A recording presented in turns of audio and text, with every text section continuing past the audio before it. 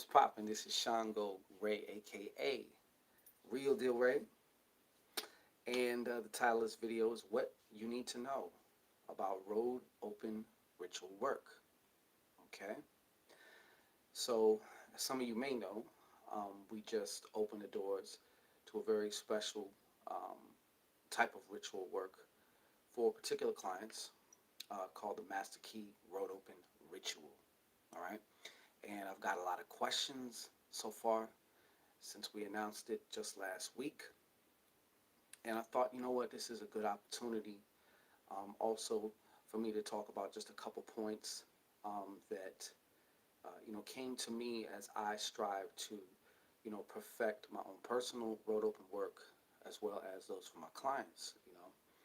So what we're going to be talking about today, or the points I'm going to touch on is what exactly is a road opening? We all hear that term tossed around, and it's like, well, what the fuck does that mean? You know what I'm saying? Um, we're going to touch on that. There's some things that came to me about that.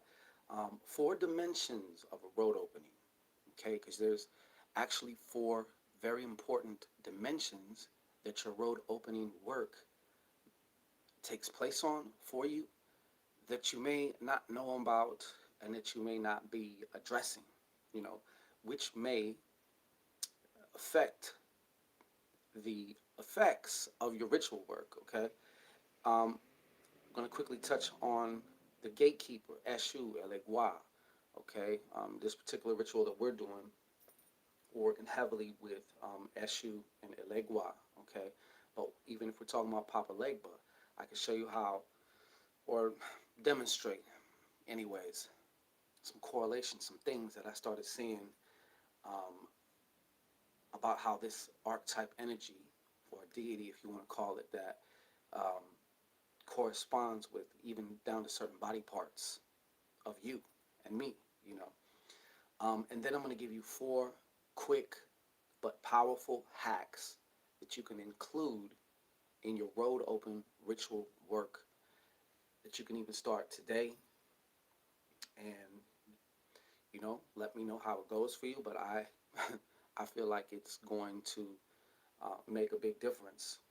Sometimes the little difference is the difference that makes the difference. You know what I'm saying? So without further to do, oh, and by the way, if you have ordered either the Muerte Mojo bag or one of our oils within the last 2.5 weeks, I had some things going on about 2.5 weeks ago.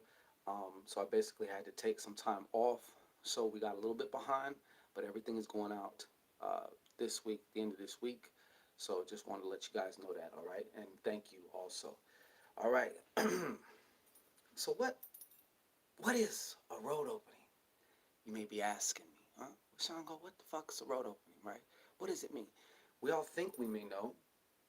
When I actually sat down to meditate on this question, I was just kind of like, yo, what the fuck does that mean?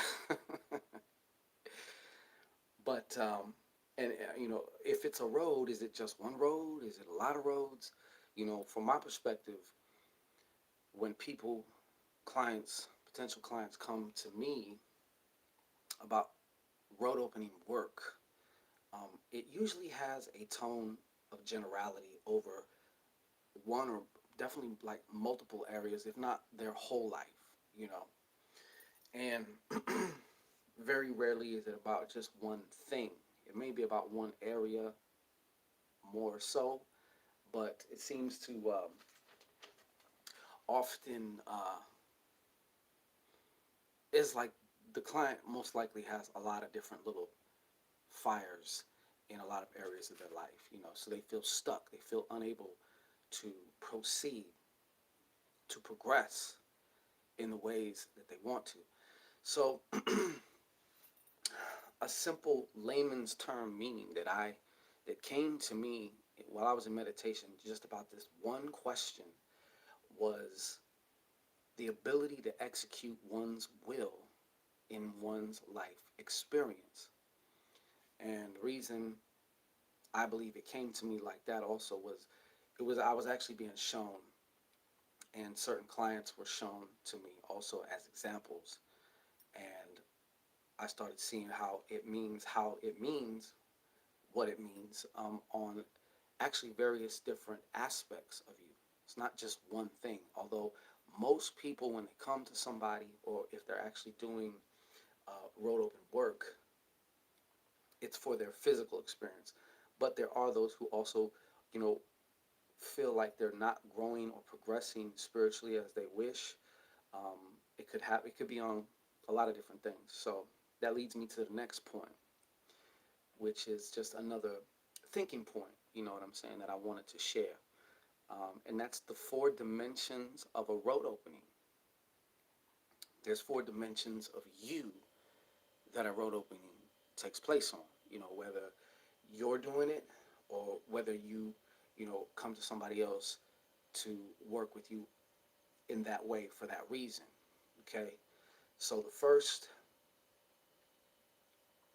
level, if you will, and I know it's like the human brain here, we compartmentalize this. I got four different ones, but they're actually not separate. They're very much so integrated, intertwined, and just almost other aspects of each other. You know what I'm saying? As you will see. So the first one that, and let me say this too, it's important, I feel, to know this, or at least have this idea when you're designing your road open ritual work, or you know, you want to make sure that this is being done for you if you're having somebody do it. Okay, um, because the problem, or the, I don't even like to say the word problem, but the conflict can be on one. It can be on all these different areas, or it can be on one in particular more so than the rest. Okay, and like I said, they all are interconnected, so you can't just deal with one and not deal and have it not affect everything else. Okay, so the first layer, density aspect of yourself that road work or road opening work uh, happens on, and I'm not saying first as in it happens here first, although it could be safe to be said that too, but the spiritual realm, your spiritual bodies. Okay, some of the things that can be affecting you on spiritual, on this particular aspect of yourself, could be, just to keep it brief, twofold. It can either be generational, okay, or it can be karmic, and or both. What do I mean by generational? If you have chosen to keep coming back in the same family lineage, and there was like, for lack of a better word, let's just say a curse, right, of some kind, or something was passed down, and you keep coming back in this particular, you chose to incarnate in this particular lineage with these particular sets of problems, that can start tying you up. You know, let's say maybe you might have been several different nationalities in several different incarnations, but you still have this same thing fucking following you around, or it seems to be following you around, right? This same experience or set of challenges or whatever have you. We can also say, it could be safe to be said, I should say anyway, that it's karmic. Okay, maybe there was another aspect of myself, that there was this conflict that we have been having until the conflict is settled, you know, because from the spirit it does trickle down all the way into, your physical experience. Another way, you can choose to incarnate into a certain bloodline that can have certain bullshit going on. And of course, you catch that also by way of what? Yes, your DNA. That's what a lot of these generational curses, when you're talking about generational curses, also on another level, spiritually speaking, though, and yes, DNA are physical, but they are like, what are they like? Transmitters. I mean, direct transmitters also for spirit. So, once again, that can be another area, another problematic area. The other dimension is the mental dimension or the psychic dimension. Okay? So, the mind, if you will. Okay? Nobody has ever seen a mind, all right? People have seen the brain, but ain't nobody seen the mind. It's that esoteric, that intangible aspect, that intelligence that permeates your being. You know what I'm saying? Obviously, different mental things, beliefs.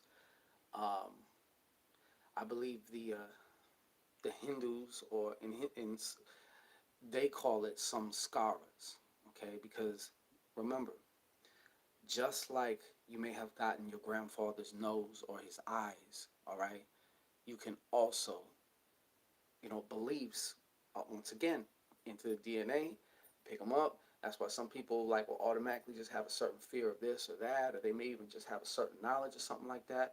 DNA is also how you, another aspect, if you will, or maybe even a component within, of how you access the Akasha or the Akashic records, you know what I'm saying, where all information, anything known that could be known is, is there, for lack of a better word. Emotional realms. See, but the mental affects and creates the emotional a lot of times, you know what I'm saying? Because it's your interpretation of something that creates a physical sensation, which you then switch back to your mental to view, okay, and judge it and say, okay, this is anxiety, this is anger, this is whatever. But that emotional, and emotional also has one foot in the mental and one foot in the physical, because you feel emotion in your physical body, okay? So it's like you can't separate them, but you can. You see what I mean? Um, then there's also the physical realm. Now, what would be considered roto? What would be the body part that you would say is most correspondent to what we might even call road opening? The brain, okay? Brain. Remember, the brain has synapses. Synapses are like roads. So what is it? It's that ham hock between your ears, you know what I'm saying, that you call the brain. Not only that, but as far as your physical experience is concerned, your brain is so important. Your brain is like biological. It's a hard drive. It's a hardware. It's a piece of hardware, right? Your mind is what operates the hardware. But for everything that you do, you have a certain wired combination. Your brain rewires itself for every little thing. If you're tying your shoe and you was able to scan your brain, you would see the wires and what is it? Neuroptic, excuse me, it's kind of late now, but neurosynaptic synapses and shit start to rewire themselves again. When you're in a shitty mood, it's wired a certain way. You can call that wiring, that particular combination, shitty mood. If you're horny, it rewires a certain way. You can call that horny. You know what I'm saying? So on the physical level, your brain is another aspect. Rewiring your brain. Okay? So as I mentioned before, most people when they do road open ritual work with one of the gatekeeper deities. They're always known as the gatekeeper deities, or the gatekeeper energies, or the crossroad deities. Okay, you have Eshu, you got Elegua, you got Papa Legba. I mean, it goes on and on. There's so many different ones. You got Ganapati, Ganesha. You know what I'm saying? All kinds. Okay, so I remember a couple years back, I was studying and researching on Elegua and Papa Legba and how these gatekeepers, like, I looked at them, I started looking at them like they're a metaphor for something. They're a metaphor for something about me. So what is that, And I heard it said that number one, when you think about it, you have your energetic body, right? So you got 7 chakras, right? The heart is the gateway. And even if we're talking Kundalini rising up shit, it has to go through the heart, right? So the heart is like the gateway, okay? And if you think about it, it's like the crossroads. Um, there's 4 chambers of the heart. You know what I'm saying? Like 4 directions of a crossroad. All right. And it's funny because what are all these gatekeep? What are all these deities? What is Alegua, Papa Legua, Eshu, all of them? What is their number? Three. You know what I'm saying? There's three chakra main chakra points above the gateway, and there's three chakra points below the gateway of the heart, right? But wait, there's more. When doing road work, consider this idea too. I've done a lot of extensive study, and I will continue to study the subconscious mind because it's one of the most important things that you can do to understand yourself better and to have better control over yourself and create what you want to create. You know what I'm saying? Experience what you want to experience here. Okay? So the subconscious mind also has an aspect of itself known as, guess what? That's right, the gatekeeper. Okay? And the gatekeeper, another name for the gatekeeper is also called your critical mind. Okay? Now, your critical mind is just that, a gatekeeper. Because once your subconscious mind accepts something, it's going to run with it and it's going to make it happen for you. You're going to experience it, you're going to be it, you're going to, whatever you want to call it. You know what I'm saying? So it's important to have some type of, you know, almost like a doorman to keep out the riffraff, right? That is why, and this is the example often given with this, that is why if somebody was to come up, if I was to come up to you and say, hey man, go up to that top of that, you know, skyscraper over there and jump off because you can fly, you know, your critical mind is going to easily kick in and say, the fuck I am, okay? Because, you know, it's not going to allow you to believe that, you know what I'm saying? Um, the other thing about the subconscious mind is it's almost famous for being childlike, in which if you're going to program your subconscious mind, you know, all these lengthy big words and doing all this shit, like the subconscious mind is actually kind of simple in the sense that it understands pictures, it understands emotion, okay, what you're feeling mixed with them pictures, you know. And when you do speak with it, the simpler the better, i.e., example, as if you were speaking with a child, okay. Now if you think of the avatars of this child, I mean of Eshu, Elegwa, Papa Legba, of course, it's the little boy. It's the little boy. You know what I'm saying? Then there's another aspect of these deities, this archetype energy.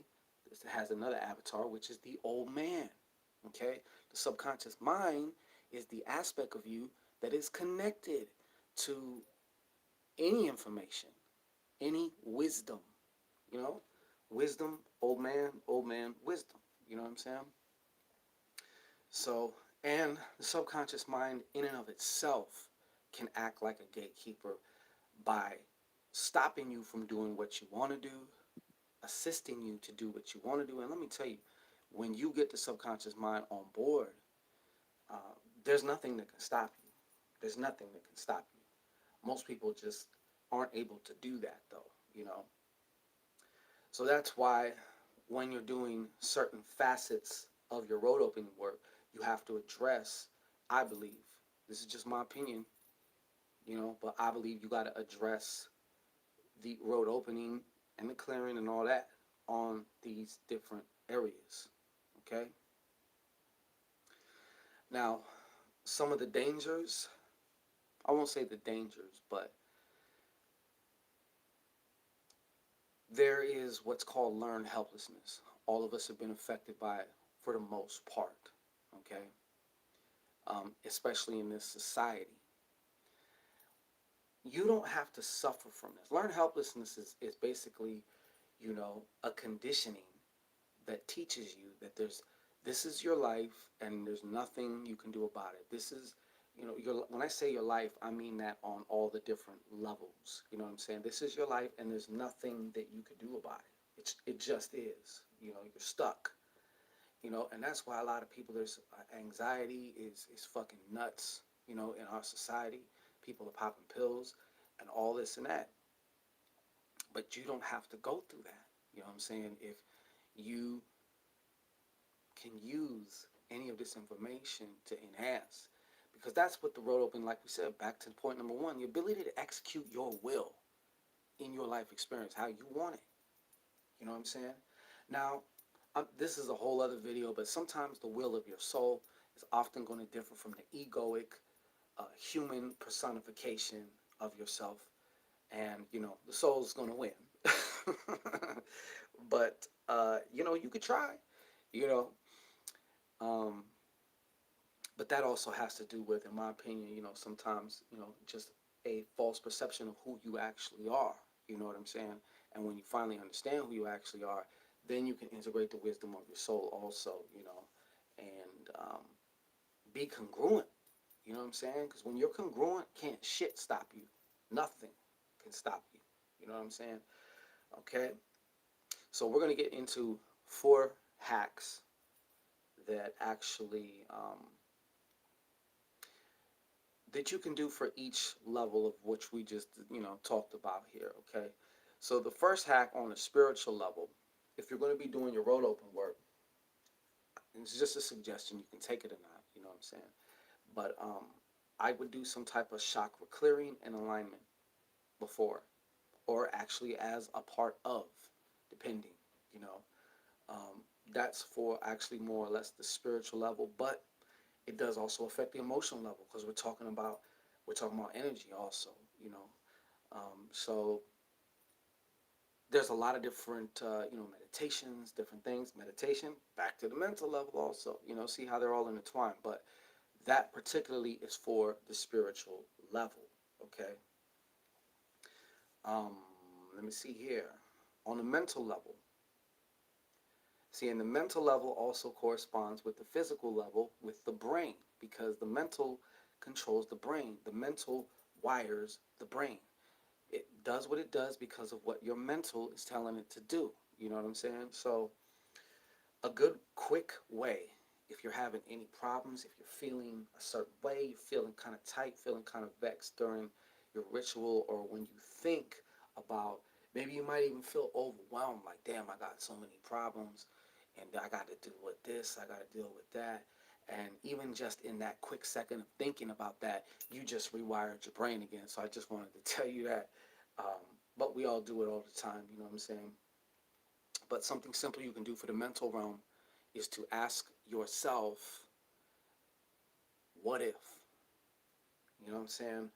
What if this road open, even down something simple, like, because believe me, when you get into just asking yourself a question and then actually really pondering that question, not just asking it and just, yeah, yeah, what if, you know, but what if? What if this is the beginning of a new aspect of my thing where, you know, I'll be more in my flow? What does it mean to be in my flow? What if I was in my flow? What would that be like? You know what I'm saying? Like, really get into that. When you start doing that, you start rewiring the brain. That's using the mental aspect of yourself, but you're also incorporating the physical. So actually, those are 2 hacks right there because that's how you would really start. That's a very powerful way that you can start rewiring your brain. Okay. Now, on the emotional level, because there's what are experienced and termed emotional blocks, okay? But it's not really a block, all right? But a simple thing you can do if you're doing a ritual and something does happen to come up is there is a very simple technique called feel the feeling. And what you do is you just sit for it for a minute. You don't try and rush. If anything tries to rush in your mind, oh, you have to do this, you're doing that, oh, you're fucking up, you're taking too much time on this, whatever it is, you just let it pass. You let it pass. But you really focus in your body, like where do you feel the feeling? And you just pay attention to what that movement of energy is. That's all you do. You don't spin the story. You don't, you just simply paying attention to that feeling in your body. You know what I'm saying? You can actually start doing this if you're also doing the chakra clearing aspect of it, because they would both benefit and help each other. You know what I'm saying? So those are basic four just simple hacks that you could do. But the reason also, let me go back to this real quick, that you would want to do that, if you have a blockage that is on the emotional level, it's basically what we're talking about is patterned energy. The energy is acting in a certain pattern, or it's moving in a certain flow that's not conducive or congruent with what it would be doing if if the other areas were lined up the way you'd like them to. I'll just put it like that. Okay. When you do the feel the feeling, I guarantee you, you sit for a couple minutes and you do that shit, you're gonna feel that emotion. It's almost like it pops, and then it just kind of, I mean, it's different every time, but I'm just giving a generality example. But it just feels like it neutralizes. Now it's just energy. Before it was this ball of energy called, maybe fear, or maybe guilt or something, right?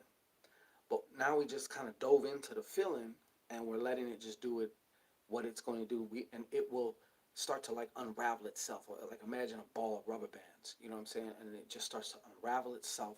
Now we can use the rubber bands for whatever we want to do. You know what I'm saying? If that makes sense. So those are the four hacks um, that you can do, and you can incorporate. You can use one, you can use all of them if you want, but those are just four different hacks that more or less correspond with the four dimensions of where this road opening takes place. Because it does take place in you. And I just want to say, when you're doing road open work, don't expect that there's not going to be any challenges. Your roads can be open and you can still experience a challenge. Hell, sometimes your soul may allow or attract a challenge so it can grow. Because honestly, through challenges, is where we actually grow, is where we get better. Okay, where we learn, where we expand. Okay, so, but once again, if let's just say a challenge popped up in your face, right? Depending on how your brain's wired, it's going to depend on how you either respond, how you either react. Do you freeze up? Do you just get depressed and not want to deal with the shit? You know what I mean? So um, you can see how all four of these dimensions are very important, and they all deserve their own specific attention, if you will. So once again, like I said, this is the type of work that we're putting in, for those selected clients for this Master Key Road Open ritual work. Of course, it does also come with some, physical components, apparatuses, tools, if you will, an Elegua head, ritualized, plate, maraca. We also got some prosperity oil that you can use also uh, in your road open ritual work afterwards. Consequently, after this, after we do what we do, and we only have 5 more spots left. Okay, so for those of you who do find your own reason, and the way that it works when somebody does it for you is it's almost like it's almost like an energetic technician, or almost kind of like a reality hacker. You know what I'm saying? Because you might be too close to some of your own problems to see shit. You know what I mean? So you got to just throw that off to the side and find a solution. And sometimes you need fresh eyes. You know, and I want to say an unattached perspective. You know what I mean? Someone who can take a bird's eye view of things versus having your face too close against the tree. You know what I'm saying? And you can't see shit. So I forgot where I was going with all that. But anyways, yes, if you're interested in that, the links will be in the description box. But I wanted to give you guys this information, especially some of these simple hacks. Don't overlook the simplicity, whatever you do. All right. Don't overlook the simplicity. You'd be surprised how simplicity can be the very, very thing that you need. Just a little degree of change, or a little degree of just doing something a little different, can have a dramatic impact. You know what I mean? So, as I mentioned before, though, for those interested, link will be in the description box. And yeah, just find your own reasons. what do you want to put? What do you want to close the door to? You know what I'm saying? And what do you want to open the door to for yourself from this moment on? You know, every second's a new year as far as I'm concerned. Happy New Year's. You know. So, anyways, peace and blessings. We'll be back. Got a 555 Juju crew. Like, share, subscribe, and thrive. Like, share, subscribe, and thrive. And if I didn't mention it, like, share, subscribe, and thrive. God damn it. All right. So, peace and blessings to everybody. And we'll be back. See you again tomorrow.